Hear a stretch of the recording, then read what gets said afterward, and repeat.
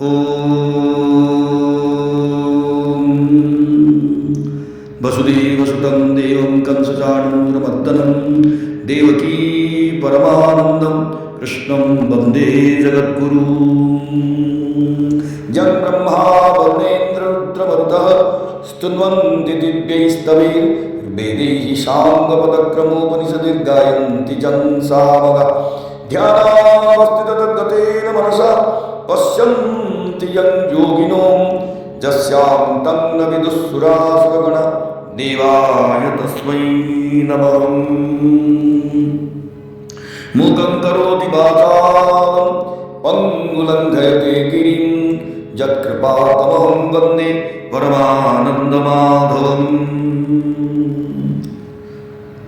श्री कृष्ण परमात्मने नमः। सच्चिदानंद घन भगवान श्री कृष्ण के श्रीमद् भगवत गीता में ये वाक्य है, जीव का जो समस्या है, अपना जो शत्रु है, शत्रु को नष्ट करने के लिए उस शत्रु का रहने का स्थान जानना जरूरी है। और भगवान तीसरे अध्याय में बता रहे हैं कि काम ही जीव का महान शत्रु है। तो उस काम का रहने का स्थान क्या है, इसके बारे में भगवान क्या बोलते हैं, आज हमारा चर्चा का विषय होगा।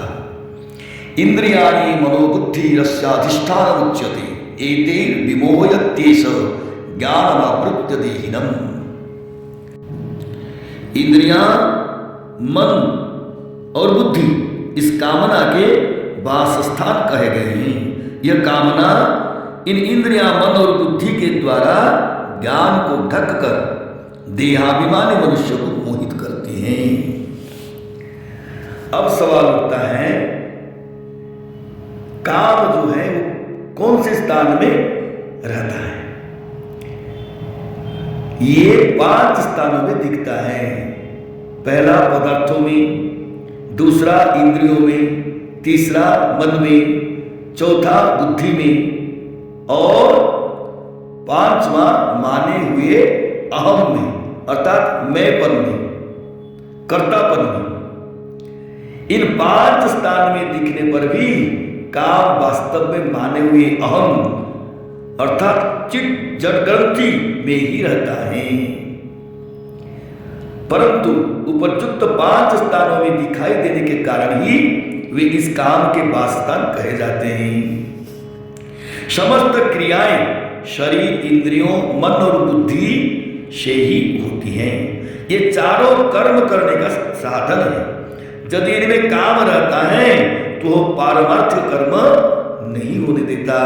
इसीलिए कर्मयोगी निष्काम, निर्मम और अनासक्त होकर शरीर, इंद्रियों, मन और बुद्धि के द्वारा अंतःकरण की शुद्धि के लिए कर्म करता है। वास्तव में काम जड़ चेतन के तादात्म्य में ही रहता है। अहम अर्थात मैंपन केवल माना हुआ है। मैं अमुक वर्ण, अमुक आश्रम, अमुक संप्रदाय वाला हूं, यह केवल मान्यता है। मान्यता के सिवाय इसका दूसरा कोई प्रमाण नहीं है। इस माने हुए संबंध में ही कामना रहती है। कामना से ही सब पाप होते हैं। पाप तो फल भुगता कर नष्ट हो जाते हैं, पर अहम से कामना दूर हुए बिना नए नए पाप होते रहते हैं। इसीलिए कामना ही जीव को बांधने वाली है। इस संदर्भ में हम महाभारत देखेंगे, वहां पे कहा गया है, काम बंधनमेवैकं नान्यदस्ति बंधनम, काम बंधन मुक्तो ही ब्रह्म भूयाय कल्पते। ये शांति पर्व में आया है। जगत में कामना ही एकमात्र बंधन है, दूसरा कोई बंधन नहीं है। जो कामना के बंधन से छूट जाता है वो ब्रह्म भाव को प्राप्त करने में समर्थ हो जाता है। कामना के कारण मनुष्य को जो करना चाहिए वो नहीं करता, और जो नहीं करना चाहिए वह कर बैठता है। इस प्रकार कामना देहाभिमानी पुरुष को मोहित कर देती हैं। और दूसरे अध्याय में श्रीमद् भगवद गीता में भगवान ने कहा है कि कामना से क्रोध उत्पन्न होता है, कामात् क्रोध अभिजायते, और क्रोध से शन्मोह उत्पन्न होता है, जैसे क्रोधात् भवति शन्मोह। इनसे यह समझना चाहिए कि कामनाओं में क्या बाधा पहुंचने पर क्रोध उत्पन्न होता है, पर यदि कामना में बाधा न पहुंचे तो कामना से लोभ और लोभ से सम्मोह उत्पन्न होता है। तात्पर्य है कि कामना से पदार्थ न मिले तो क्रोध उत्पन्न होता है, और पदार्थ मिले तो लोभ उत्पन्न होता है। उनसे फिर ये लोभ से फिर मोह उत्पन्न होता है। कामना रजोगुण का कार्य है और मोह तमोगुण का कार्य है। रजोगुण और तमोगुण पास पास ही रहते हैं, अतः काम क्रोध लोभ और मोह पास पास में ही रहते हैं। काम इंद्रियों मन और बुद्धि के द्वारा देहाभिमानी पुरुष को मोहित कर देता है। इस प्रकार काम रजोगुण का कार्य होते हुए फिर तमोगुण का कार्य मोह हो जाता है। कामना उत्पन्न होने पर मनुष्य पहले इंद्रियों से भोगने की कामना करता है। पहले तो भोग पदार्थ मिलते नहीं, और मिल भी जाए तो टिक नहीं पाते, इसीलिए उन्हें किसी तरह प्राप्त करने के लिए वह मन में तरह तरह की कामनाएं करता रहता है। बुद्धि में उन्हें प्राप्त करने के लिए तरह तरह के उपाय सोचता है। इस प्रकार कामना पहले इंद्रियों को संयोगजन्य सुख के प्रलोभन में डाला जाती है। शरीर को मैं और मेरा मानने वाला ही देहाभिमानी होता है।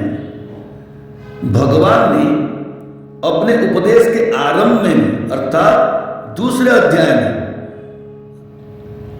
देह और देही अर्थात शरीर और आत्मा का विवेचन किया है। देह और देही दोनों अलग अलग हैं, यह सबका अनुभव है। यह काम ज्ञान को ढककर देह से अपना संबंध मानने वाला जो देहाभिमानी पुरुष है उसको बांधता है, लेकिन देही को नहीं बांध सकता।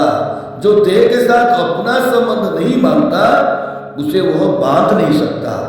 देह को मैं, मेरा और मेरे लिए मानने से ही मनुष्य उत्पत्ति विनाशशील जड़ वस्तुओं को महत्व देता है, जिससे उसमें जड़ता का राग उत्पन्न हो जाता है। राग उत्पन्न होने पर जड़ता से संबंध हो जाता है, और जड़ता से संबंध होने पर ही कामना की उत्पत्ति होती है, और कामना उत्पन्न होने पर जीव मोहित होकर संसार बंधन में बंध जाता है। यही बड़ा विचित्र रहस्यात्मक क्रिया होता रहता है और जीव को जन्म मरण रूपी बंधन से डाल देता है। जय श्री कृष्ण।